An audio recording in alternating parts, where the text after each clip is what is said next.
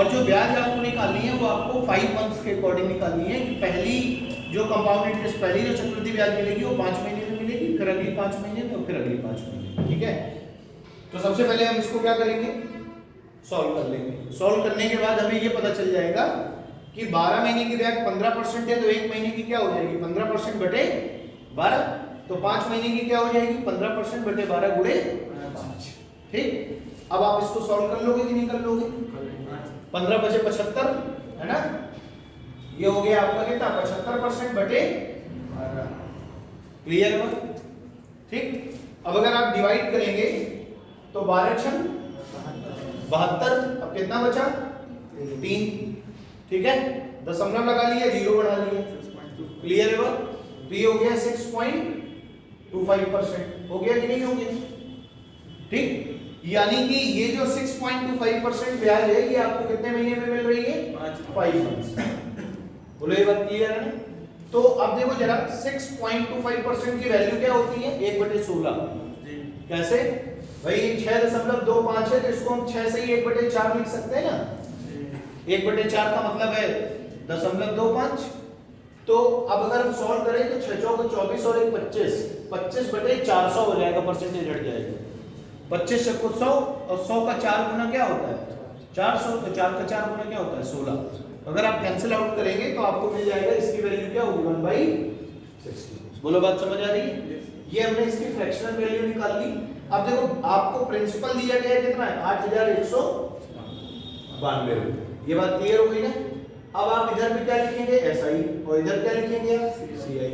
इधर लिखेंगे पहला 5 मंथ्स, फर्स्ट 5 मंथ्स, फिर आप लिखेंगे नेक्स्ट 5 मंथ्स और फिर आप लिखेंगे नेक्स्ट 5 मंथ्स। हो गया ना 15 महीने, 5 5 10 5 15। अब देखो ब्याज कितनी मिल रही है 1/16, तो पहले आप इसमें क्या करेंगे 16 से भाग लगा देंगे। तो देखो 8192 में अगर आप 16 से भाग लगाएंगे तो 16 पंचे 80, फिर 19 बन जाएगा, फिर 16 एकम 16 और 16 दूनी 32, यानी 512 रुपए। तो 512 512 और 512 ऐसा इसलिए लिख रहे हैं क्योंकि ये साधारण ब्याज है और साधारण ब्याज हर 5 महीने बाद से मिलेगी जी। इसी तरीके से ये जो ब्याज है ये प्रिंसिपल पर निकाली है। वैसे फिर इधर भी लिख दो 512 512 और 512, क्योंकि ये जो ब्याज निकाली है ये आपने प्रिंसिपल पर निकाली है। अब कंपाउंड इंटरेस्ट का मतलब होता है इंटरेस्ट ऑन इंटरेस्ट। कब का इंटरेस्ट प्रीवियस ईयर का इंटरेस्ट या प्रीवियस मंथ्स का इंटरेस्ट। तो जो यहाँ पर ब्याज मिली है 512 ये तो मूलधन पर मिली है। अब ब्याज पर ब्याज, कौन सी ब्याज पर? इसके पहले वाली ब्याज पर। पहले वाली ब्याज कितनी है 512। ठीक, तो अब 512 का आप 1/, क्या निकालेंगे 16। कितनी बार कटेगा बोलो भाई? 16 दिया 48 32 बार। कितनी बार गया 32 बार। क्लियर है? यानी 32 रुपए और ब्याज मिल गई। ये किस पर मिली? इस ब्याज पर। अब जैसे 512 में इस पर ब्याज मिलेगी तो पहले इस 512 की 32 मिलेगी, फिर इस 512 की 32 मिलेगी और फिर इस 32 का 1/16 ब्याज। बोलो तो फिर कितनी मिलेगी 2, 16 दूनी 32। अब आइए इसको जोड़ लेते हैं। तो देखो जरा ये कितना हो गया 6, ये 3 और ये कितना हो गया 1536। अब 32 32 64, 64 और 32 कितना हो जाएगा 96, 96 और 2 कितना हो गया 98। तो 98 ये हो गया। अब इसको जोड़ दो 8 6 14 9 3 12 और 1 13। ठीक है, उसके बाद 5 1 6 कितना हो गया 1600। बस यही आंसर हो जाएगा, यही आ रहा होगा। ठीक है, तो CI जो मिला है आपको 15 महीने यही आ रहा है ना, तो CI जो मिलेगा आपको वो कितना मिलेगा 1634। बस इस तरीके से कर लेना है। ठीक है, नोट कर लीजिए। चाहे तो गीत खराब है। हाँ बिल्कुल।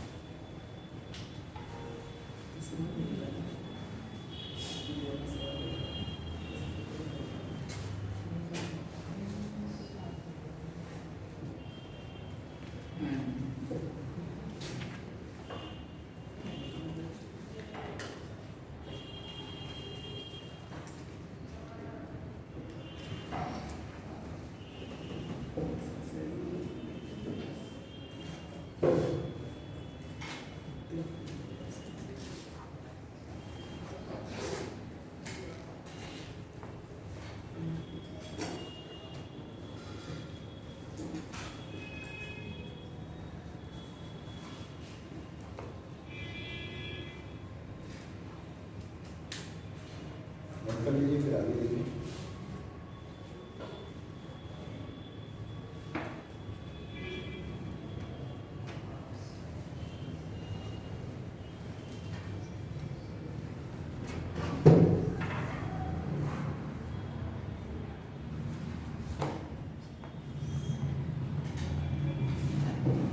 ठीक है,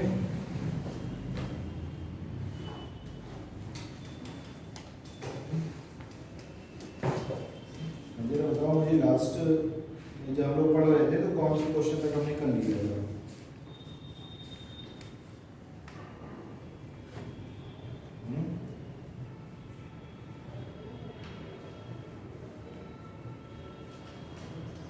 नोट है किसी के पास? टाइम बराबर रेट ऑफ इंटरेस्ट 25% और CI माइनस SI निकालना। चलिए, वो मैंने आपको बता दिया था ना, ईयर मंथ डेज किस तरीके से निकालते हैं ना। चलिए अब आगे लिखिए इसमें। देखिए, प्रिंसिपल इक्वल्स टू 5000, मूलधन बराबर 5000, ब्याज की दर R परसेंट बराबर 16%, R बराबर 16%, ठीक है। टाइम इक्वल्स टू 9 मंथ्स, 9 माह, टाइम इक्वल्स टू 9 मंथ्स, ठीक है। और लिखिए CI minus SI equals to question mark, CI minus SI equals to question mark, ठीक। और लिखिए आगे, if interest is calculated quarterly, if interest is calculated quarterly, यदि ब्याज की दर तिमाही संयोजित की जाती है, यदि ब्याज की दर तिमाही संयोजित की जाती है, if the rate of interest calculated quarterly, ठीक है। देखिएगा जरा समझना, प्रिंसिपल कितना बोला जा रहा है बताओ? 5000, क्लियर। टाइम कितना बोला गया? 9 मंथ्स का, ठीक है। रेट ऑफ इंटरेस्ट कितना दिया गया? 16%। और जो CI माइनस SI निकालना है आपको, क्या निकालना है? चक्रवृद्धि ब्याज और साधारण ब्याज का अंतर, है ना। और आपसे बोला ये जा रहा है कि जो CI है, जो चक्रवृद्धि ब्याज है, ये कैसे कैलकुलेटेड है? क्वार्टरली कैलकुलेटेड है। बोलो क्लियर है ना, यानी तिमाही संयोजित की जा रही है। देखो सेम वही क्वेश्चन आ गया, ठीक। अब देखो, मूलधन आपको दिया है 5000, एकदम ठीक है। टाइम 9 मंथ, सही है। R बराबर 16%। एक बात बताओ, 16% ब्याज कितने महीने की है? 12 महीने की। आपको निकालना कितने महीने की है? 9 महीने की। क्लियर है बात? 9 मंथ्स के हिसाब से, ठीक। या तो सॉरी 3 महीने की, है ना। आपको क्वार्टरली कैलकुलेटेड है ना ये, जैसे वहां 5 महीने कह रहा था वैसे यहाँ 3 महीने कह रहा था। देखो यार, सॉल्व करते हैं। 3 चौको 12 और 4 चौको 16, यानी कि आपको एक तिमाही में ब्याज क्या मिलेगी? 4% क्वार्टरली। क्लियर है बात? तो 4% आपको ब्याज मिलेगी। अब आपका मूलधन कितना है? 5000। तो आप ऐसे लिखो कि मूलधन हो गया 5000 रुपए। क्लियर है ये चीज? अब यहाँ पे आप क्या लिखेंगे? SI, और यहाँ क्या लिखेंगे? CI। यहाँ पे आप लिखेंगे क्वार्टर फर्स्ट, क्वार्टर सेकंड और क्वार्टर थर्ड। क्लियर है बात? तो ये बताओ, अब हर क्वार्टर की ब्याज कितनी है? 4%। तो 5000 का 4% कितना आ जाएगा? 200 रुपए आएगा। 200। तो आप फर्स्ट क्वार्टर में 200, सेकंड क्वार्टर में 200, थर्ड क्वार्टर में 200, ये सिंपल इंटरेस्ट हो गया। कंपाउंड इंटरेस्ट 200, 200 और फिर 200। ये आपका प्रिंसिपल पर आपने इंटरेस्ट निकाला है। अब इंटरेस्ट ऑन इंटरेस्ट देखो, 200 का 4% फिर ब्याज मिलेगी, तो 200 का 4% कितना होगा?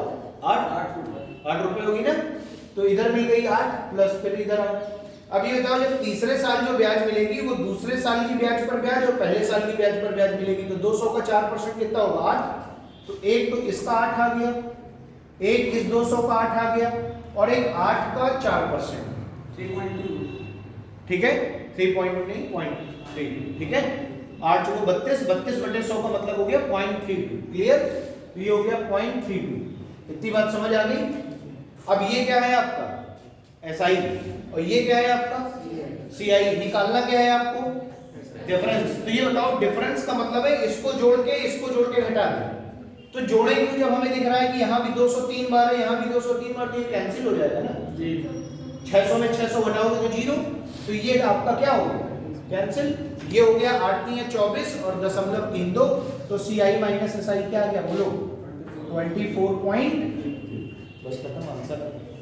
समझ आ गई बात, ठीक, नोट कर लीजिए।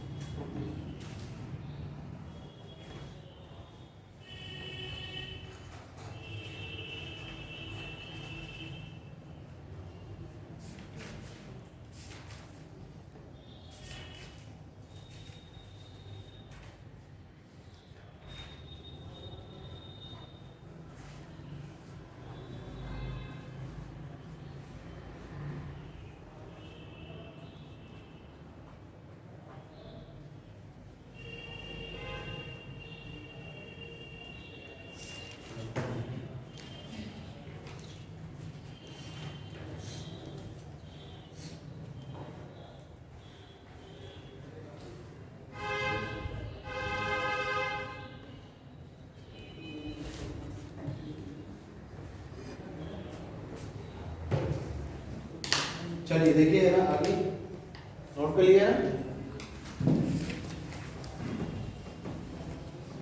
देखो कभी कभी क्या होता है कि जैसे क्वेश्चन हम इस तरीके से करेंगे तो आंसर एकदम 100% सही आएगा अगर आपकी कैलकुलेशन सही है। उसके बाद देखो कभी कभी क्या होगा, इस तरीके से क्वेश्चन पूछा जाएगा। जैसे यहाँ पे लिखा है आपने, अभी लिख देते हैं मान लो फर्स्ट ईयर, ठीक है, इधर लिख देते हैं सेकंड ईयर, इधर लिख देते हैं SI, इधर लिख देते हैं CI और इधर लिख देते हैं CI माइनस SI, ठीक है।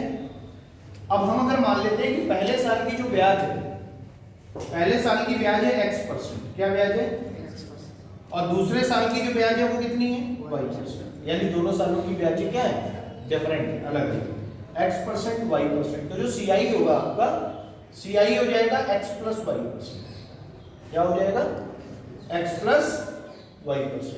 दोनों ब्याजों को जोड़ दो तो X plus Y, simple interest.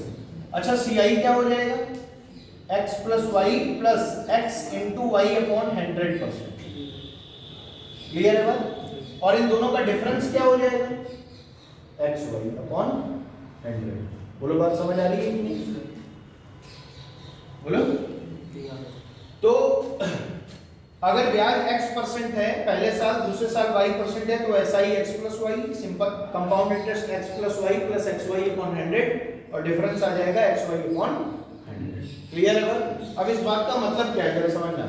जैसे मैंने कहा कि पहले साल ब्याज 1% है, दूसरे साल ब्याज 2% है, तो अगर आपसे कोई पूछे कि साधारण ब्याज कितना होगा तो आप कहेंगे सर X प्लस Y से क्या हो गया 3%, और CI कितना हो जाएगा X प्लस Y 3 और X इंटू Y 2 एकम 2, 2/100 का मतलब है 0.02, तो ये क्या मिल गया आपको 3.02%, और डिफरेंस क्या हो जाएगा इनका 0.02%। बोलो बात समझ आ रही है कि नहीं, क्लियर। फिर देखो जरा, अगर मैं कहूं ब्याज 2% है पहले साल और दूसरे साल 3% है, तो साधारण ब्याज क्या होगी 5 और 3 दूनी 6, 6/100 यानी 0.06 और हो गई CI एक्स्ट्रा, तो 0.06 और डिफरेंस 0.06। समझ आ रही है बात। जैसे इसी तरीके से अगर बोल दिया जाए ये 9% है और ये 10% है, ऐसे चलता रहेगा काम, है ना। तो 9 10 तो ये कितना हो गया 19%, ये क्या हो जाएगा देखो 10 गुणे 9 90, 90/100 यानी 0.90 और 19 तो ये था ही, तो ये हो गया 19.90% और इधर हो गया 0.90%। बोलो बात समझ आ रही है। अब इस चीज को बताने का मतलब क्या है, जब आपका रेट ऑफ इंटरेस्ट 10% से कम होगा। किससे कम होगा? 10% से। तो इस वाले मेथड से क्वेश्चन को लगाना ज्यादा आसान हो जाएगा। लगाने को आप वैसे भी लगा सकते हैं जैसे अभी तक आपने किया है, देखेंगे क्वेश्चन में, तो उससे भी आंसर आ जाएगा और इससे भी आंसर आ जाएगा, लेकिन इसको लगाना ज्यादा इजी हो जाएगा आपके लिए। ठीक है, अभी मैं क्वेश्चन बोल रहा हूं तो अभी उसमें हम लोग इसको देखेंगे। तो जरा देखिए, पहले क्वेश्चन देख लेते हैं, फिर आराम से आप नोट कर लीजिएगा क्वेश्चन और ये पूरा। देखिए क्वेश्चन में मान लीजिए आपसे बोला जा रहा है कि मूलधन 5000 रुपए है आपका, P बराबर, ठीक है, R रेट परसेंट जो है फर्स्ट ईयर और सेकंड ईयर के लिए अलग अलग दिया गया है। फर्स्ट ईयर में ब्याज बोली जा रही है 3% है, सेकंड ईयर में ब्याज बोली जा रही है 7%। ठीक है, टाइम आपका पूरा 2 साल है, क्योंकि आपको पता है कि पहले और दूसरे साल की ब्याज अलग अलग दी है।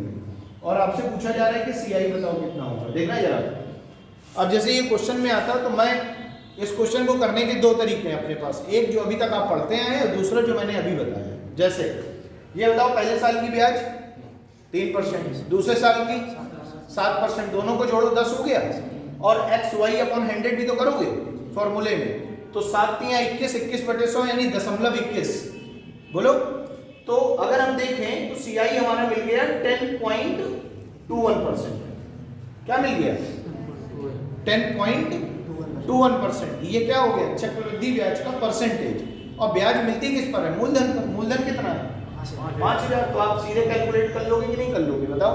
5000 का आपको 10.21% निकालना है। अब देखो, कैलकुलेशन करने के भी अपने अपने तरीके होते हैं। अब जैसे कोई बच्चा ऐसे लिखेगा 5000 गुणे 10.21 बटे 100, ऐसे करेगा, ये दशमलव हटा देगा और 2 जीरो और बढ़ा देगा नीचे, है ना।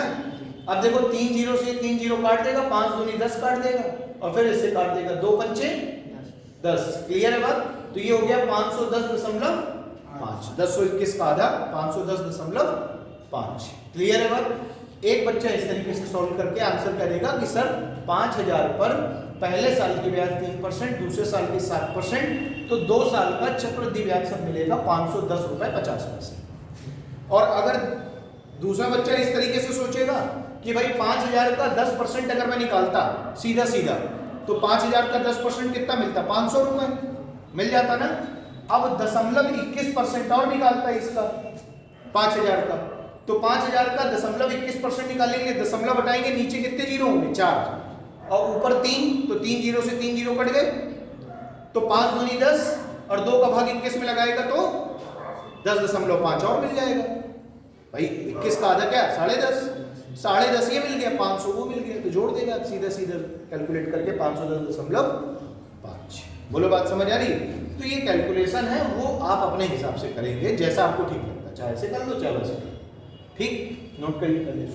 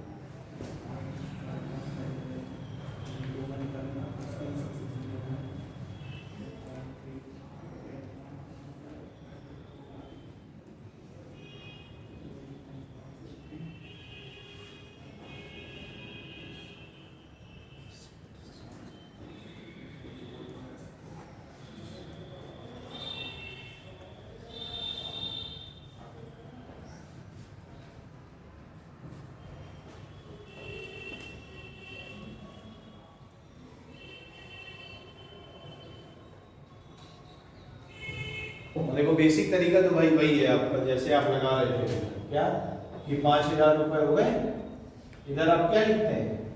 SI, इधर क्या लिखते हैं? CI, इधर फर्स्ट ईयर लिखेंगे, इधर सेकंड ईयर। अब देखो पहले साल की ब्याज क्या थी? 3%, तो 5000 का 3% निकालेंगे कितना आ जाएगा? 150, है ना। तो 150 इधर लिखते हैं और 150 क्लियर। और फिर ब्याज क्या है? 7%, तो 5000 का 7% निकालते तो 350 आता। तो 350 इधर लिखते, 350 इधर लिखते प्लस, और 150 का भी तो 7% निकालते, बोलो। तो 150 का 7% निकालते तो कितना आता? 15 सत्ते 105, 10.5, क्योंकि परसेंटेज हटेगा तो नीचे 100, 100 से 1 जीरो कट जाएगा, और एक जीरो से यहाँ दशमलव आ जाएगा, तो 1.5 गुणे 7, 15 सत्ते 105, एकम के आगे दशमलव तो 10.5, ये हो गया 10.5, इसकी ब्याज हो गई। अब जोड़ लो 350, 150, 500, 500 और 10.5 क्या हो गया? 500, 10.5। अब देखो इसमें और इसमें सिर्फ फर्क ये है भाई कि इसमें तुम्हें इतना करना पड़ेगा, इसमें तुम्हें कुछ नहीं करना है, तुम्हें डायरेक्ट ब्याज पता है 10.21%, बस आपको सीधा क्या करना है?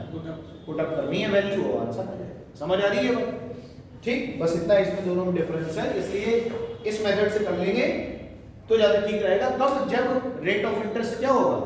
10% से कम होगा, बहुत छोटे रेट ऑफ इंटरेस्ट दिए गए होंगे। जैसे मान लो अगर कह दिया जाए कि पहले साल की ब्याज 0.16% है, 0.16% है, तो फिर कैलकुलेशन जो हमारी होगी वो इस वाले से ज्यादा इजी हो जाएगी। जितना छोटा रेट ऑफ इंटरेस्ट उतना इससे आसान है।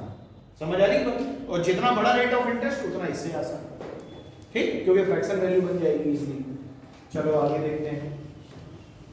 नेक्स्ट क्वेश्चन में देखो क्या बोला जा रहा है, देखिएगा नेक्स्ट क्वेश्चन। नेक्स्ट क्वेश्चन में आपसे बोला जा रहा है कि पहले साल की जो मूलधन आपको पता नहीं है, इस बार टाइम आपको पता है 2 साल का है, ठीक है। रेट ऑफ इंटरेस्ट जो है वो फर्स्ट ईयर में आपका 3% है और सेकेंड ईयर आपका 4% है। सेकेंड ईयर कितना है? 4% है, ठीक है। और आपसे बोला जा रहा है कि जो सीआई आपको दिया गया है 2 सालों का, वो दिया गया है 3,560 रुपये, 3,560 रुपये, ठीक है। तो आपसे पूछा जा रहा है कि आपको मूलधन बताना है कि कितना होगा। अब देखना है जरा, अब जैसे यहाँ पे तुम्हें प्रिंसिपल पता ही नहीं है, यहाँ तो पता था, तुमने कैलकुलेट कर लिया बेसिक वाले मेथड से, यहाँ पे तुम्हें पता ही नहीं है कि प्रिंसिपल क्या है। तो अब क्या करोगे? देखो पहले साल की ब्याज क्या है? 3%, दूसरे साल की 4%, तो टोटल सीआई 2 साल का क्या हो जाएगा? 7.12, 4 3 7 और 4 3 12/100 यानी कि 7.12। अब देखो जरा 7.12% हमें मिल गया 2 साल का क्या सीआई, इतने परसेंट, और इसकी वैल्यू क्या दी गई है? 3560। ये देखो लिखा है ना 2 साल का सीआई 3560। अच्छा बताओ अगर हम यहाँ पे लिखें 712% की वैल्यू 3560 गुणे 100 हो जाएगी। 100 को गुणा इधर किया, 100 को गुणा इधर किया, पॉइंट खत्म। अब ये बताओ 712 से ये 5 बार कट रहा है कि नहीं कट रहा? बोलो। तो 1% की वैल्यू क्या हो गई? 500। 1% की वैल्यू 500 है और मूलधन हमेशा 100% होता है। जो भी आप लगाएंगे चाहे 1 रुपया ही आपने लगाया है लेकिन परसेंटेज में वो 100 होगा, ठीक है। टोटल 1% 500 के बराबर है तो 100% कितने के बराबर हो जाएगा? 50,000। बस फिर वो अच्छा है। समझ आ रही है? तो इस वाले रूल से थोड़ा सा ज्यादा इजी हो जाएगा, ठीक। क्वेश्चन को सॉल्व करना है, नोट कर लीजिए, ठीक है। अब इससे आपको कुछ भी पूछा जाए तो आप बता सकते हैं। अगर आपसे पूछ दिया जाए कि सीआई माइनस एसआई कितना होगा तो नहीं बता पाओगे? बता लोगे? हाँ, सीआई माइनस एसआई क्या होगा? 0.21% निकालना है आपको। 1% की वैल्यू आपने निकाल ली है, 500 है तो 0.21 की निकाल लो। 0.21 इंटू 500, पॉइंट हटेगा, दोनों जीरो का 21 पंचे 105, डिफरेंस आ गया कितने रुपए? 105 रुपए। बोलो बात समझ आ रही कि नहीं आ रही? ठीक। तो कंपाउंड इंटरेस्ट बहुत समझ लिया तो बहुत आसान है, नहीं समझ पाए तो कठिन है, ठीक। चलिए आगे देखते हैं।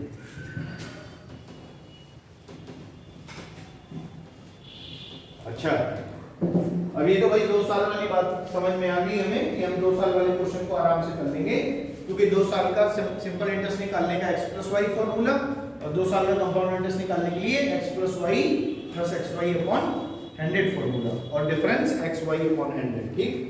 अब देखो अगर टाइम 3 साल का है सपोज दैट, तब क्या करेंगे? First year, second year, third year, ठीक है। इधर SI, इधर CI और इधर डिफरेंस किसका, CI और SI, ठीक है। अब जैसे मान लो कि पहले साल ब्याज है 1%, दूसरे साल ब्याज है 2%, तीसरे साल ब्याज है 3%, आप क्या करेंगे?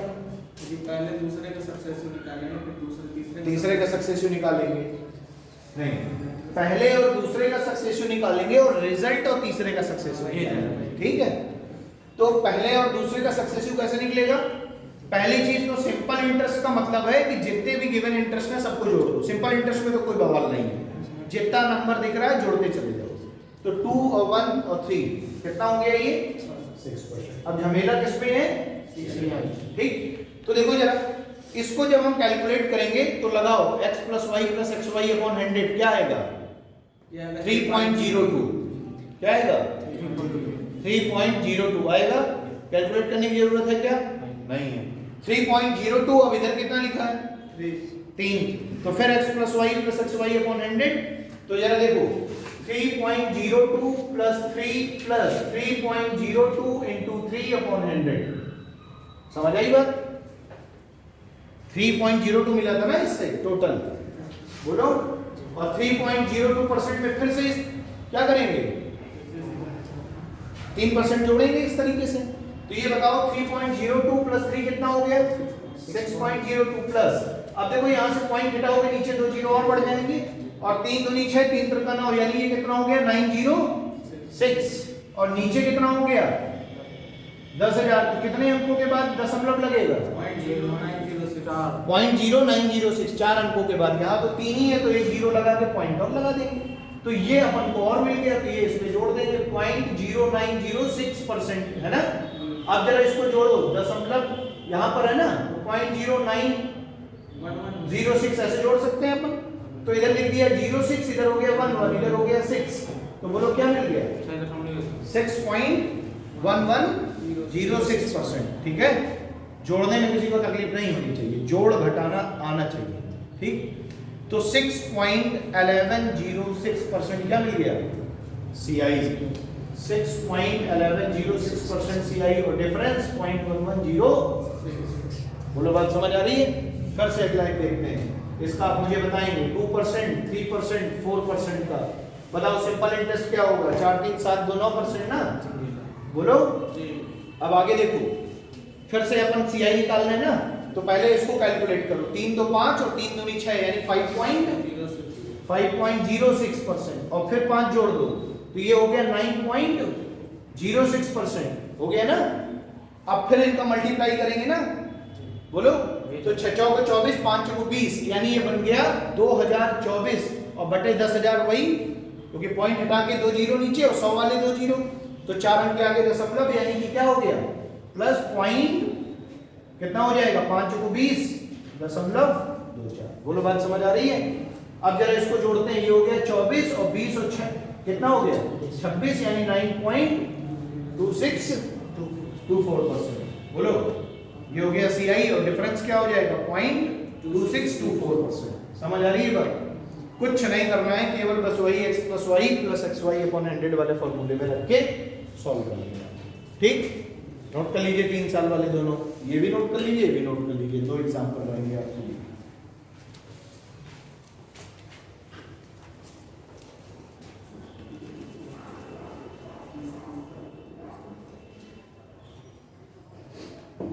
बहुत ज्यादा दे देता है 21 साल। हाँ 21 साल नहीं है, तुम 21 साल की बात कर रहे हो, 500 साल दे देंगे।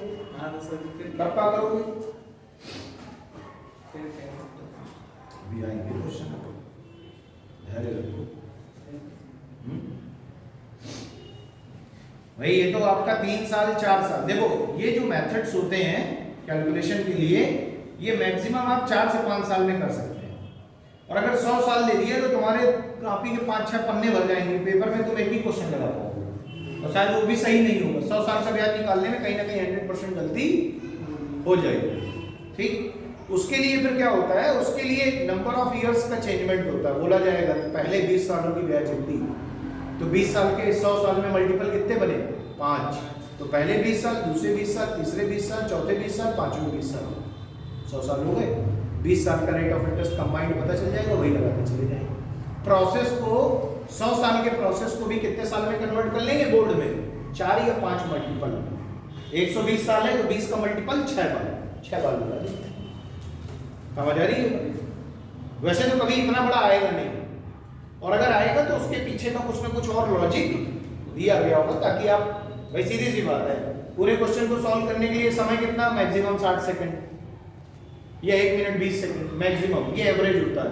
अब 1 मिनट 20 सेकंड में जो एग्जामिनर क्वेश्चन बना रहा है वो भी नहीं सॉल्व कर पाएगा अगर वो ऐसी वैल्यू दे देगा, ठीक है? क्योंकि वो मशीन तो है नहीं, वो तो मनुष्य है, तो मनुष्य तो अपनी स्पीड से काम करेगा, ऐसा थोड़ी कि मशीन की स्पीड से काम कर देगा। अब या तो फिर वो EMI कैलकुलेटर हो आपके पास, ये डाला है आगे। तो अब जो लोग बैंकिंग का एग्जाम निकाल के बैंक में सर्विस कर रहे हैं, वो उन लोगों ने इस पे सबसे ज्यादा काम किया होगा, लेकिन उनको भी EMI कैलकुलेटर दिया जाता है, क्योंकि उन्हें भी पता है कि ससुरा पेपर तो निकाल के आया, लेकिन ये है नहीं निकाल पाएगा। यहाँ 100 साल की पता चला 36 महीने की EMI बनानी है, और कंपाउंड इंटरेस्ट है, तो 36 महीने की EMI में कंपाउंड इंटरेस्ट के हिसाब से तो हर महीने ब्याज पर ब्याज कुछ ना कुछ जड़ेगी, तो हो गया उसका कल्याण। बैंक वाले को कहेगा भैया ऐसा है, आओ इधर से निकलो, है ना? वो संभव नहीं है इसमें, ठीक? उसके लिए फिर और कुछ ना कुछ दिया गया होगा क्वेश्चन भी देंगे, ठीक है? चलिए आगे देखते हैं। अब देखो 3 साल वाला आपने समझ लिया ना, अब मैं क्वेश्चन लिख रहा हूँ, जरा करिए, देखेंगे। बोला ये जा रहा है आपसे, फर्स्ट ईयर का जो इंटरेस्ट है वो है 5%, सेकेंड ईयर का जो इंटरेस्ट है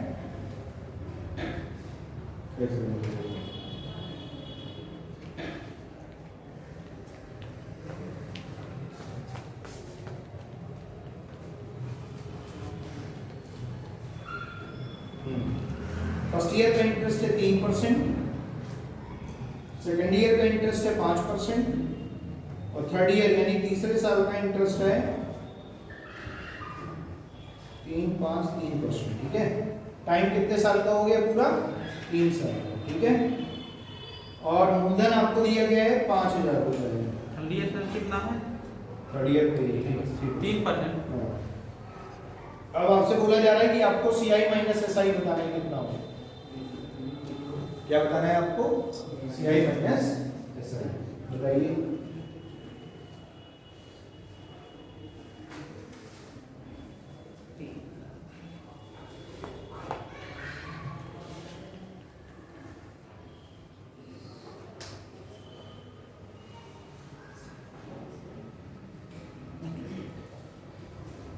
तो पहली चीज तो SI बताओ, 3 साल का कितना हो जाएगा? 11%। 5 3 8 8 3 11, ठीक? तो SI पता चल गया 11%। अब CI निकालना है, देखो पहले इसमें आ जाओ, कितना हो जाएगा? 8.15 हो जाएगा। अब 8.15 में 3% और जोड़ दो, तो क्या हो जाएगा? 11.15% प्लस, अब 8.35 ऐसे ही 8.35 यही था ना, इंटू 3/100। बोलो बात समझ आ रही है? अब इसको सॉल्व करो, देखो ये हो जाएगा आपका 5 3 15 के 3 का 9 1 10 कैरी 1 8 3 24 और 1 25 25 बटे कितना हो गया? 100। ये दशमलव बटेगा 2 जीरो और ये 4 जीरो से यहाँ पे पॉइंट आ गया, यानी ये बन गया 0.2505। जोड़ दो, ये 05 25 और 15 कितना हो गया? 40, और ये हो गया 11.4005% हो गया ना। अब CI इतना निकाला है, SI 11% है, तो CI माइनस SI कितना हो जाएगा? 0.4005% हो जाएगा। अब ये परसेंटेज तुम्हें किसका निकालना है? मूलधन का। मूलधन कितना दिया गया है? 5000। ऐसे लिखो 5000 गुणे 0.4005 परसेंटेज घटेगा बटे 100। डबल जीरो से डबल जीरो क्या हो जाएगा? Cancel out. इस पॉइंट से नीचे कितने जीरो आएंगे? 4, तो एक जीरो से ये जीरो और कैंसिल आउट हो जाएगा। और फिर 5 से काट दो, 5 2 10 200, ये दोनों जीरो कट गए यहाँ पे, 2 से इसको काट दो 20, और ये हो गया 0, है ना। फिर 2 दूनी 4, और फिर एक इधर आ गया पॉइंट का 0, तो 5 10, बोलो कितना आ गया? 20.025। क्लियर है बात? हाँ। 1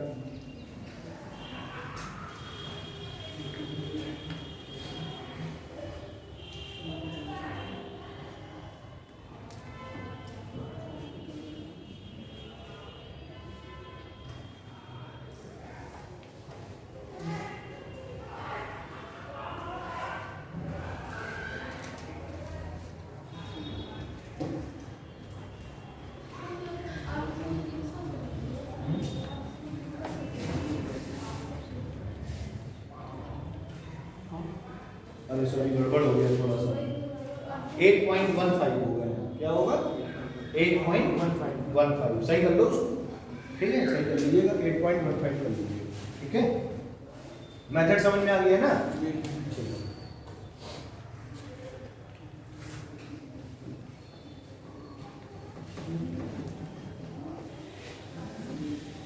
अब देखिए नेक्स्ट क्वेश्चन में बोला जा रहा है आपसे, बोला जा रहा है प्रिंसिपल आपको फाइंड करना है, आर बराबर आपको दिया गया 4%, टाइम आपको दिया गया 1 ईयर 6 मंथ, 1 ईयर 6 मंथ्स, ठीक है। और CI माइनस SI आपको दिया गया है 204, 204, ठीक है। अब एक बात जरा समझना, यहां पे जो टाइम है आपका वो 1 ईयर 6 मंथ्स का दिया गया है, और ब्याज की दर ऐसा कुछ नहीं बोला जा रहा है कि छमाही है कि तिमाही है, तो इसका मतलब है जब कुछ बोला नहीं जा रहा तो ब्याज की दर क्या होगी, वार्षिक। तो ये बताओ कि अगर ब्याज की दर 4% है तो पहले पूरे साल में तो 4% मिलेगा और 6 महीने में 2% मिल जाएगा, आधा है ना। तो एक ब्याज मिल गई 4%, एक ब्याज मिल गई 2%, तो पूरी एक साल 6 महीने की ब्याज हो गई। तो इसका मतलब है सक्सेसिव लगाओगे, बोलो भाई 4 2 6 और 4 दूनी 8/100 यानी कि 6.08%, ये क्या हो गई, एक साल 6 महीने की ब्याज, चक्रवृद्धि ब्याज। और दिया कितना दिया, 200। बोलो बात समझ आ रही है? ठीक, अब इसको सॉल्व कर लीजिए आप और बताइए कितना आएगा मूल्य।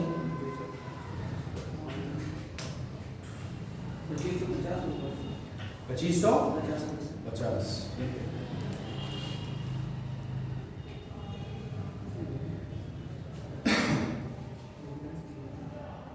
कैलकुलेशन सही है ना?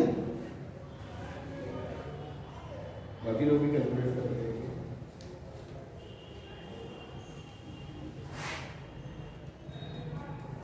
और अगर कह देता कि ब्याज की दर छमाही संयोजित की जाती है, if rate of interest is calculated half yearly, तब क्या करते? सो ये 4% हाफ ईयरली लगती। हाँ, एक साल की कितनी 4%, एक साल की 4% है। और अगर ब्याज की दर छमाही ही संयोजित होती तो कितनी छमाही बनती है, 1.5 साल में 3, तो एक साल की 4% तो छमाही की 2%, तो यानी 2%, 2% और 2%। समझ आ रही है? आ रही कि नहीं आ रही? अगर बोल दिया जाता ब्याज की दर छमाही संयोजित की जाती तो एक साल में 2 6 महीने बनते और एक दूसरे साल वाला 6 महीने, तो 3 6 महीने बनते। तो जब 6 महीने में कन्वर्ट कर लिया है तो ब्याज की दर वार्षिक से 6 महीने में 2% बनती, तो 3 बार 6 महीने की 2%, 2% और 2% के हिसाब से जो आपने 3 साल वाला फॉर्मूला लगाया है सक्सेसिव वाला, वही 2% वाले हिसाब से लगा देंगे, तो टोटल आपको रेट ऑफ इंटरेस्ट का परसेंटेज मिल जाएगा। समझ आ गई बात? कैलकुलेट कर लिया है सभी ने? 2550 आ रहा है, कैलकुलेट कर लीजिएगा, ठीक है।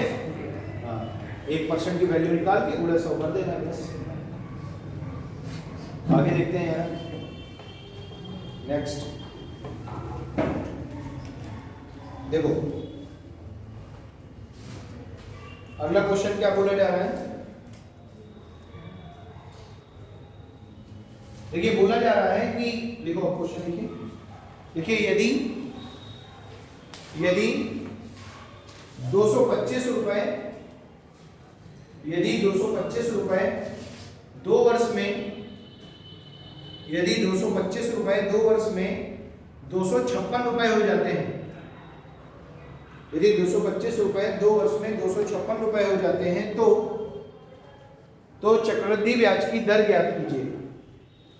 तो चक्रवृद्धि ब्याज की दर ज्ञात कीजिए। If the amount of rupees 225 it becomes 256, ठीक है। Then find the rate of interest.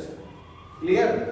अब जरा मेरी बात को ध्यान से समझना, यहां पर टाइम की बात करी गई है, कितने वर्ष की बात हो रही है, 2 वर्ष की। हमेशा ध्यान रखना है यहाँ पर, अभी तक के क्वेश्चनों में टाइम दिया था, प्रिंसिपल या रेट ऑफ इंटरेस्ट दिया जाता था, CI SI या CI माइनस SI का डिफरेंस पूछा जाता था या प्रिंसिपल पूछा जाता था। इस केस में क्या है जरा समझना। इस केस में बोला जा रहा है यदि 225 रुपए की धनराशि, यदि 225 रुपए की धनराशि 2 वर्ष में 256 रुपए हो जाती है। बोलो, तो इस बात का मतलब क्या है? ये क्या हो गया आपका 225 रुपए क्या है आपका मूलधन, और 2 साल में 225 रुपए हो कितने गए? 256। तो ये क्या हो गया? मिश्र धन, यानी कि अमाउंट। बोलो, बात समझ आ रही है? 225 रुपए मूलधन हमने बैंक में जमा किया, 2 साल बाद कुछ ना कुछ ब्याज मिली होगी। अब ये ब्याज कितनी मिल रही है? 8%। ये क्वेश्चन में दिया नहीं, यही हमें निकालना है। अब कोई बैंक वाला कह दे कि भैया 225 रुपए आपने जमा किए थे बैंक में, अब आपके 256 रुपए हो गए, तो आप देखोगे यार कि 2 साल हो गए, पैसा लगे, तो ब्याज कितनी दी है? तो ब्याज किसको कैलकुलेट करनी है? आपको। ठीक, तो प्रिंसिपल 225 है, मिश्र धन 256 है, टाइम 2 साल है और ब्याज की दर निकालनी है। तो हमेशा ध्यान रखना, यदि कभी भी किसी भी प्रश्न में प्रिंसिपल और अमाउंट दिया जाए और टाइम दिया जाए और पूछा जाए रेट ऑफ इंटरेस्ट, तो पहले प्रिंसिपल और अमाउंट का रेशियो बनाया जाता है। क्या बनाया जाता है? रेशियो। तो रेशियो बनाओ। रेशियो का मतलब है कि किसी कॉमन नंबर से अगर कट रहे हैं तो काट दो, अनुपात बनाने के लिए। किसी से कटेगा क्या? किससे? बोनस ना कटेगा। ठीक, तो ये कितना है? 225। तो प्रिंसिपल लिख दो 225, कट ही नहीं रहा। और ये क्या है? 256। तो अमाउंट लिख दो 256। यही इनका क्या हो गया? अनुपात। पहले जो प्रिंसिपल और अमाउंट की रुपए वाली वैल्यू है उसका अनुपात बनाया जाता है, लेकिन ये कट ही नहीं रहे हैं, तो इसका मतलब ही अपने आप में क्या होगा? अनुपात। अब टाइम कितने साल का है? 2 साल का। तो अगर यहाँ टाइम 2 साल है तो यहाँ पर आप स्क्वायर रूट कर दो, वर्गमूल, और टाइम 3 साल का होता तो घनमूल, क्यूब रूट। तो ये बताओ, ये 225 किसका वर्ग है? 15 का, और 256 किसका वर्ग है? 16 का। इसका मतलब है कि पहले साल, इसका मतलब क्या है? दूसरे साल में तुमने वर्गमूल किया तो कहां पर आ गया? पहले साल का। क्यों? क्योंकि 15 का वर्ग करोगे तो कहां पर आओगे? दूसरे साल, यानी 225 पर। तो दूसरे से पहले पर आ गया 15 और 16 का अनुपात। यानी पहले साल अगर बैंक में तुमने 15 रुपए जमा किए थे तो 1 साल में तुम्हारे कितने रुपए हो गए थे? 16। तो पहले साल का मूलधन और मिश्र धन का अनुपात निकल आया 15 से 16। तो ब्याज कितनी मिली? 1। और ब्याज कितने साल पर कैलकुलेटेड होती है? हमेशा 1 साल पर, वार्षिक। तो 1 साल में रुपए 15 से 16 हो गए, तो ब्याज मिली 1, मूलधन कितना है? 15। तो आपको निकालना है रेट ऑफ इंटरेस्ट, और rate of interest equals to क्या होता है? 1 ईयर का इंटरेस्ट अपॉन प्रिंसिपल इनटू 100। तो 1 साल की ब्याज क्या हो गई? 1। मूलधन क्या हो गया? 15 गुणे 100। 5 से काट देंगे, 5 से 15, 20 पंचे 100, 6 से ही 2/3%। 3 का भाग 20 में लगाएंगे तो ब्याज क्या हो जाएगी? 6 से ही 2/3।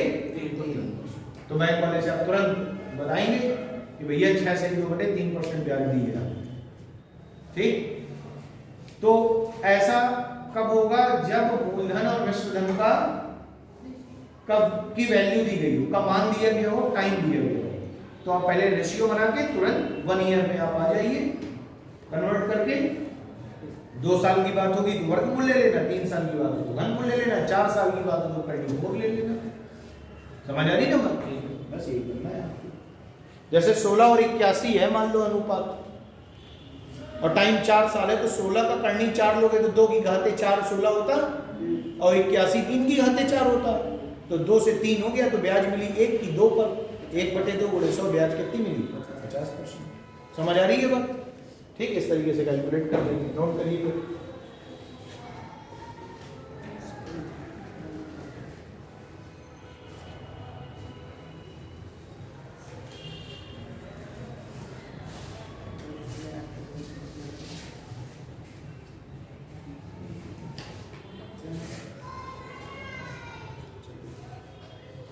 अगर सर जी ये दोनों संख्याओं के वर्ग न मिले या घन न मिले, ऐसा हो नहीं सकता, ऐसा हो नहीं सकता। अब ये पता कौन वाली बात हो गई? ऐसा इसलिए नहीं हो सकता क्योंकि जब भी आप ब्याज निकालेंगे तो आपका जो प्रिंसिपल है वो तो टाइम के अकॉर्डिंग फिक्स रहेगा, अमाउंट चेंज होगा आपका, तो चेंज तो भैया उसी रेशियो में होगा ना। अब तो ये तो वही वाली बात होगा कि सर जी मोटरसाइकिल का पहिया नया लेकिन चली का सर तो वे कैसे चलेगी हैं?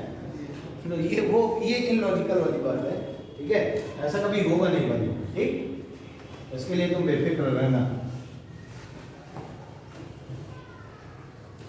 वो आपको क्वेश्चन में घुमाने का प्रयास करेगा, जैसे ये तो इजी है वैल्यू, जैसे मान लो कहीं पे पॉइंट लगा देगा तो तुम्हें लगेगा कि यार अभी पॉइंट आ गया, अब कैसे होगा, तो भैया क्या दिक्कत है, पॉइंट आ गया तो पहले पॉइंट को सॉल्व करके रेशियो बनाओ। रेशियो हमेशा ऐसा नंबर होगा जो या तो स्क्वायर होगा या क्यूब होगा या पावर 4 होगा या पावर 5 होगा, ठीक है ना, ऐसा हमेशा होगा।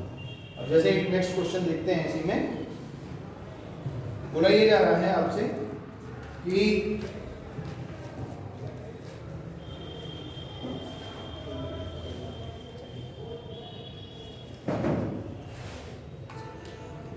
हाँ, अब जैसे बोला जा रहा है कि देखो 1,24,100 रुपए, 1,24,100 रुपए की धनराशि है, ये 3 वर्ष में, ये 3 वर्ष में 1,45,800 रुपए हो गई। बताओ रेट ऑफ इंटरेस्ट क्या हो गया, है ना। अब देखो नंबर क्या हो गया, बड़ा हो गया ना, कहां 225 से कहां चला गया, 1 लाख के ऊपर चला गया नंबर। दोनों कष्ट नहीं होना चाहिए, क्या देखो डबल जीरो से डबल जीरो कैंसिल आउट कर दो, रेशियो बना रहे हैं, फिर 2 से काट देते हैं, 2 पंचे 10, 2 एकम 2, 2 दूनी 4, और 2 से काट दो, 2 से 14, 2 दूनी 4, 2 ने 18। अब किसी से कटेगा क्या, अब किसी से कटेगा तो नहीं ना, तो जब कटेगा नहीं तो टाइम 3 साल का है तो क्या करोगे, क्यूब रूट लोगे ना रेशियो बनाने के लिए, और जैसे ही क्यूब रूट ले लोगे तो 3 साल वाली कहानी कहां पर आ जाएगी, 1 साल में सीधे बैक टू 1 में आ जाएगी, ठीक। तो अब इसका मतलब है कि 1 साल का जो रेशियो बना 8 रेशियो क्या बन गया, 9, है ना। अब इतना थोड़ा सा अपना कैलकुलेशन स्ट्रांग होना चाहिए। अब दोनों को पता चला 512 क्यूब है, नहीं पता क्या होगा, है ना। तो फिर उसके लिए सिर्फ एक ही माध्यम है, च्यवनप्राश खाओ, हॉर्लिक्स पियो, शायद याद हो जाए।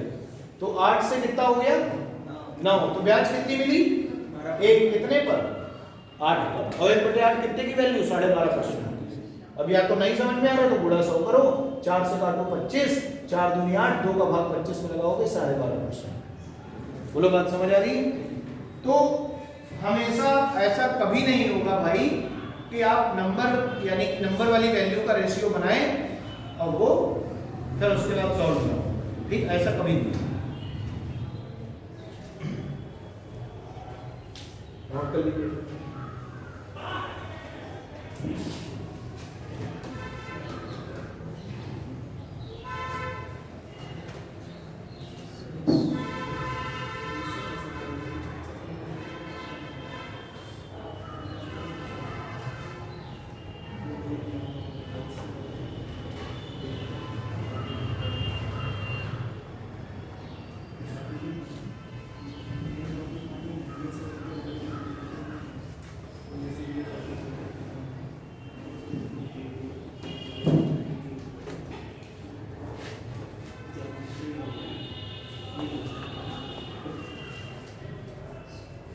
देखो जैसे कोई क्वेश्चन बोला जा रहा है यदि कोई धनराशि 3 वर्ष में, कितने वर्ष में, 3 वर्ष में अपने आप का 8 गुना हो जाती है, क्या हो जाती है, अपने आप का 8 गुना, ठीक, क्या कोई धनराशि, ठीक है, any amount becomes 8 times of itself after 3 years, then find the rate of interest, ठीक है। तो अब जरा देखो, अब क्वेश्चन में रुपए नहीं दिया गया, रुपए नहीं दिया गया, तो अब क्या दिया जा रहा है, एक अनुपात खुदा ही अनुपात दे दिया जा रहा है। क्या बोला जा रहा है, यदि कोई धनराशि अपने आप का 8 गुना हो जाए, तो अगर मैंने 1 रुपया लगाए हैं तो 3 साल में कितने हो जाएंगे, 8। ये कितने साल का रेशियो है, 3 साल का, किसका, प्रिंसिपल और अमाउंट का। अब ये बताओ इसका क्यूब रूट लोगे ना, तो 1 का क्यूब रूट तो 1 ही आ जाएगा और 8 का 2 आ जाएगा, तो 1 से 2 बन गया, यानी ब्याज 1 की 1 पर 100% है। 1 रुपये में 1 रुपया ब्याज मिल गई, पूरा प्रिंसिपल के बदले प्रिंसिपल की तरीके से ब्याज मिली इंटू 100, यानी आंसर क्या हो गया 100% ब्याज क्या बन गई 100%। तो क्वेश्चन के 3 रूप हो सकते हैं। पहला, या तो नंबर छोटा होगा तो रेशियो बनाएंगे, बड़े में भी रेशियो बनाएंगे, और कभी कभी रेशियो खुद से क्वेश्चन में बोल दिया जाएगा। ठीक है, तो बनाने की जरूरत नहीं पड़ेगी, नोट कर लीजिएगा।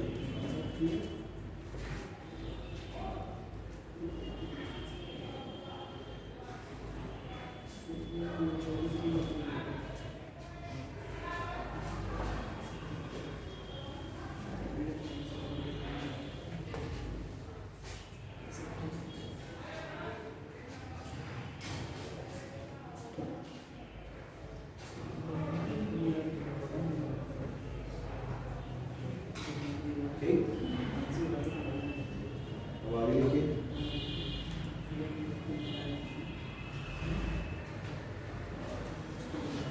देखिए भाई, देखिए यदि कोई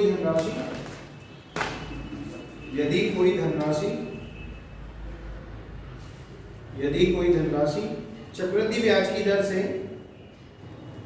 यदि कोई धनराशि चक्रवृद्धि ब्याज की दर से 2 वर्ष में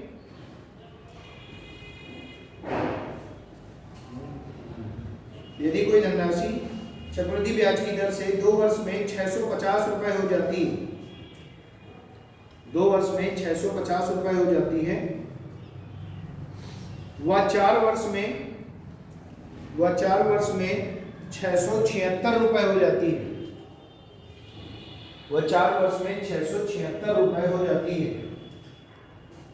तो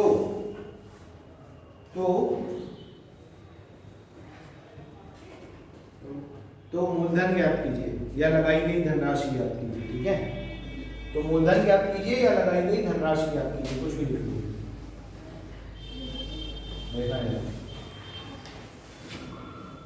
देखो क्या बोला जा रहा है, बोला जा रहा है यदि कोई धनराशि, अब कोई धनराशि हमें पता नहीं कि कितने रुपए हमने लगाई है, तो हमने मान लिया हमने x रुपए लगाए, कितने रुपए लगाए हैं x रुपए। बोला जा रहा है यदि कोई धनराशि 2 वर्ष में कितने रुपए हो जाती है 650। यदि कोई धनराशि 2 वर्ष में 650 रुपए हो जाती है। ठीक, तो इस बात का मतलब क्या है कि हमने कुछ पैसा लगाया था, वो 2 वर्ष में कितना हो गया 650, तो ये क्या हो गया P1 मूलधन है ना, और ये क्या हो गया A1 मिश्र धन। ये पहला मूलधन है, ये दूसरा तो पहला मिश्र धन है। तो x रुपए लगाए थे, तो 2 साल में 8% ब्याज की दर से मान लेते हैं हम कि पैसा कितना हो गया 650, और यही x रुपए अगर 4 साल लगा रहता भाई, कितने साल लगा रहता 4 साल, तो ये पैसा कितना हो जाता 600। तो ये अमाउंट 1 है, तो ये अमाउंट क्या हो जाएगा 2 हो जाएगा। बोलो बात समझ आ रही है, क्योंकि 2 मिश्र धन मिल रहे हैं, एक 2 साल के बाद और एक 4 साल के बाद। तो एक बात बताओ, x रुपए 650 रुपए थे 2 साल में, और 4 साल में ये पैसा टोटल कितना बन गया 676। तो ये बताओ अगर 2 साल यहाँ लगे हैं और यहाँ से यहाँ तक 4 साल लगे हैं, तो इसका मतलब यहाँ भी कितने साल लगे होंगे 2 साल। बोलो बात समझ आ रही है, तो 2 साल यहाँ लगे होंगे। ये बात क्लियर है कि नहीं? ठीक, अब अगर यहाँ पर 2 साल लगे होंगे तो हम क्या करेंगे कि जैसे इस वाले अमाउंट के लिए प्रिंसिपल ये है, वैसे ही इस वाले अमाउंट के लिए थोड़ी देर के लिए भी प्रिंसिपल इसको मानेंगे। ठीक है, तो अब जरा देखो इसको हम क्या करेंगे, ये तो रुपए में वैल्यू है, पहले रेशियो बनाना पड़ेगा। तो किससे काट दे बताओ, 2 से काट दें, कट जाएगा ना 36। तो ये कितनी बार चला जाएगा 325, और ये कितनी बार चला जाएगा 338। और किसी से कटेगा क्या? नहीं कटेगा, वैल्यू गड़बड़ लिख दी है क्या? क्या बोला था 650 और 4 वर्ष में 676।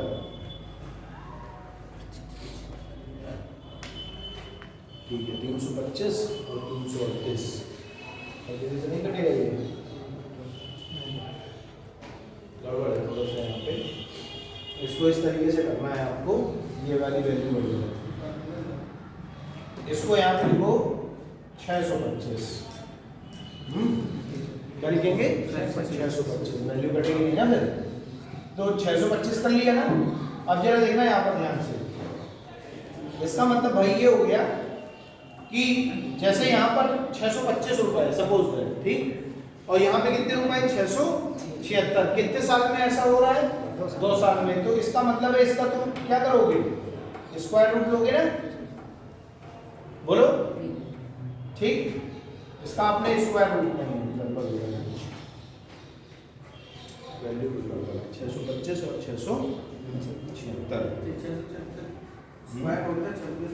वो तो ठीक है, 26 का स्क्वायर होगा, 25 और 26 का रेशियो आएगा। 4% गड़बड़ है कुछ तो लगे।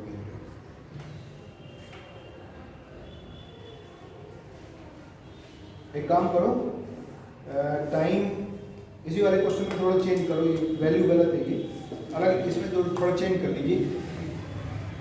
जहाँ 2 साल लिखा है वहाँ 5 साल कर लो, 2 साल को काट के 5 साल कर लो, और जहाँ 4 साल लिखा है वहाँ 10 साल कर लो। कर लिया? 2 साल की जगह 5, 4 साल की जगह 10, और 625 की जगह लिखो 4500। 4500 और 676 की जगह लिखो 6750। 6750। एक बार इस वाले में करके देख लेते हैं, अगर आंसर आ जाएगा तो इसका मतलब है कि फिर इसमें वैल्यू भी गड़बड़ होगी। ठीक, देखो मान लेते हैं कि हमने x रुपए लगाए, कितने रुपए लगाए हैं? x रुपए। अब देखो सेम है, क्वेश्चन में कोई अंतर नहीं है। यहाँ पे बोला जा रहा है कि 5 साल में कितने रुपए हो गए? 4500 हो गए ना। अच्छा, और फिर बोला जा रहा है कि 10 साल में कितने रुपए हो गए? 6750। क्लियर है इतनी बात? अब देखना है, अब ये बताओ कि 5 साल यहाँ से यहाँ तक लगे, तो यहाँ से यहाँ तक भी कितने साल लगे होंगे? 5 साल। इसका मतलब समझिए क्या हुआ? इसका मतलब ये हुआ कि इस वाले धन के लिए ये मूलधन है और इस वाले के लिए ये मूलधन है, इसी पर तो कुछ ब्याज लगी होगी, फिर 6750 बना होगा। तो आइए इसका जरा रेशियो बनाते हैं। देखो 0 से 0 क्या हो गया? Cancel out. अब देखो 5 से काट देते हैं, ये हो गया कितना? 5 ने 45 90, और ये कितना हो जाएगा? 5 एकम 5, 5 तियों 15 और 55 25। फिर 45 से काट दो, 45 दूनी 90 और 45 तियां 120। क्या रेशियो बना? 2 और 3 का। कितने साल में? 5 साल में। किस चीज का? मूलधन और मिश्र धन। मूलधन और मिश्र धन का अनुपात 5 साल में, यहाँ पे ब्याज अगर 8% है तो ब्याज यहाँ पे भी कितनी होगी? 8%। तो ब्याज बदली तो कहीं नहीं है। तो 5 साल में मूलधन और मिश्र धन का अनुपात है 2:3 का। तो जो अनुपात यहाँ है वही अनुपात 5 साल में सेम ब्याज की दर से यहाँ पे भी होगा। तो यहाँ पर मूलधन क्या होगा? 2 अनुपात, और मिश्र धन क्या होगा? 3 अनुपात। तो मिश्र धन 3 अनुपात हुआ, लेकिन यहाँ मिश्र धन की वैल्यू कितनी बन गई? 4500। तो 3 रेशियो का मान क्या हो गया? 4500। तो 1 का मान 1500। अगर 1 का मान 1500 तो 2 का मान 3000। देखो पता चल गया कि x की वैल्यू क्या हो गई? 3000। बोलो बात समझ आई कि नहीं है? तो क्या करेंगे हम? ये देखेंगे। अब देखो ऐसे क्वेश्चनों में टाइम फिक्स रहता है, जैसे टाइम का डिफरेंस समान है, 5 साल यहाँ पे भी और 5 साल यहाँ पे भी। समझ आ रही बात? लेकिन ऐसा कोई जरूरी तो है नहीं कि हर बार बराबर मिल जाए। हो सकता है यहाँ 5 साल हो सकता है यहाँ 20 साल हो, तब क्या करेंगे? उसके लिए वैल्यू लिखना। ठीक है, तो यहाँ पे पहले आप ये समझ लो कि अगर टाइम डिफरेंस क्या है? सेम है, तो एक जगह से आप रेशियो बना लो। 5 साल का मूलधन और मिश्र धन का क्या, वही रेशियो यहाँ लगेगा। तो मूलधन है 2, मिश्र धन है 3, और 3 का मान 4500 पता है। 3 बराबर 4500, 1 बराबर 1500, तो 2 बराबर 3। समझ आ गई बात? ठीक, नोट कर लीजिए। उसमें वैल्यू गड़बड़ है इसलिए वो कट नहीं रहा। 650 वाली वैल्यू करना है। हाँ, उसकी कोई दूसरी हुई है, 625 में शायद आ जाए, तो रख के देखनी चाहिए।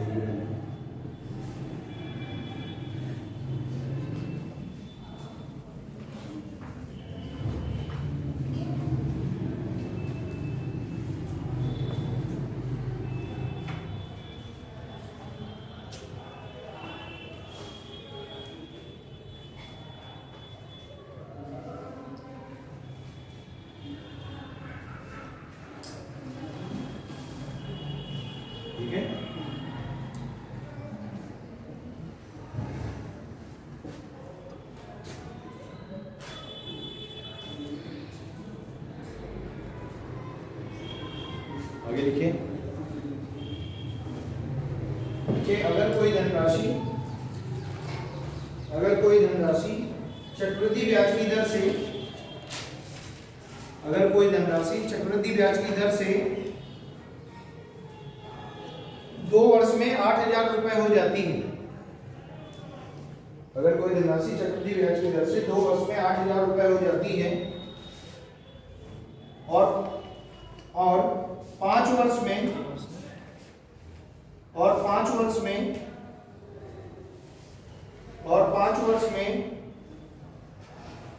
27,000 रुपए हो जाती है, और 5 वर्ष में 27,000 रुपए हो जाती है, और 5 वर्ष में 27,000 रुपए हो जाती है, तो धनराशि याद कीजिए, ठीक है। अब देखना है, अब देखो यहाँ पे थोड़ा सा देखो टाइम चेंजमेंट हो गया। यहाँ बोला जा रहा है x रुपए आपने लगाए 2 साल में, ये कितने हो गए 8,000, बोलो क्लियर है ना।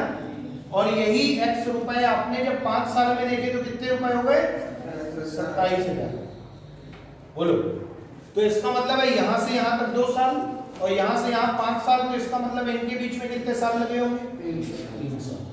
तो 3 साल में आपने 8,000 रुपए लगाए और 27,000 रुपए बन गया, ऐसा कुछ बना। तो ये बताओ 3 जीरो से 3 जीरो कैंसिल हो जाएंगे ना, बोलो। अब 3 साल, अब इनका रेशियो बनाओ, क्योंकि ये तो वैल्यू है, अब वैल्यू का रेशियो बनाओगे कटेगा क्या किसी से, 8 और 27 कटना तो है नहीं। इसका मतलब है प्रिंसिपल और अमाउंट का रेशियो क्या हो गया 8 27 का, लेकिन कितने साल का 3 साल का। यहाँ हमें कितने साल का निकालना 2 साल। तो पहले हमें 1 साल पे जाना पड़ेगा ना। 3 साल से 2 पर कैसे जाओगे, 3 से पहले 1 पे जाओ, फिर 1 से 2 पर जाओ। तो इसका क्यूब रूट कर दो, इसका क्यूब रूट कर दो, तो ये क्या रेशियो मिल गया 2:3। ये कितने साल का है 1 साल का। अगर 1 साल का मूलधन और विश्वधन का अनुपात 2:3 है, तो 2 साल का क्या होगा 4:9। कि नंबर जो दिया गया है इसका क्या करोगे वर्ग। 3 साल में तो क्यूब हुआ था, तो 2 साल में स्क्वायर होगा। तो मतलब लगाया कितना 4, मिला कितना 9 की वैल्यू कितनी है 8,000। तो 9 रेशियो का मान 8,000 है, तो 1 रेशियो का क्या होगा 8,000 बटे 9। 1 रेशियो कितने के बराबर हो गया 8,000 बटे 9 के। और निकालना कितने रेशियो 4 का, तो गुणे क्या करेंगे 4।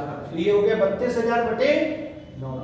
डिवाइड कर लेना आप, पॉइंट में आएगा कुछ, ठीक है। क्या हो जाएगा मूलधन हो जाएगा, क्योंकि 9 से 32 तो कटेगा नहीं पूरा पूरा, तो पॉइंट में आ जाएगा कुछ, ठीक है।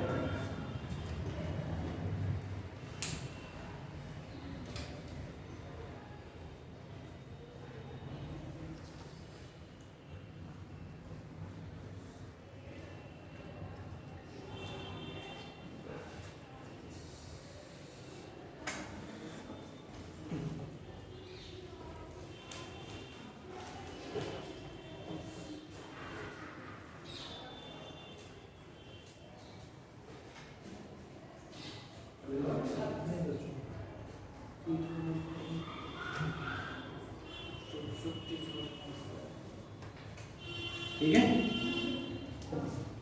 तो भाई आज के लिए इतना ही रखेंगे, ठीक। बाकी नेक्स्ट क्लास में इसके आगे वाला जो पार्ट है वो करेंगे, और सीआई और एसआई का क्या रह गया अभी इंस्टॉलमेंट, ठीक है। किस्तें वाले क्वेश्चन एसआई के भी रह गए हैं और सीआई के भी, तो दोनों एक साथ पढ़ा दूंगा, तो दोनों में डिफरेंशिएट आप कर ले जाएंगे अच्छे से, ठीक। बाकी चलो बात करेंगे।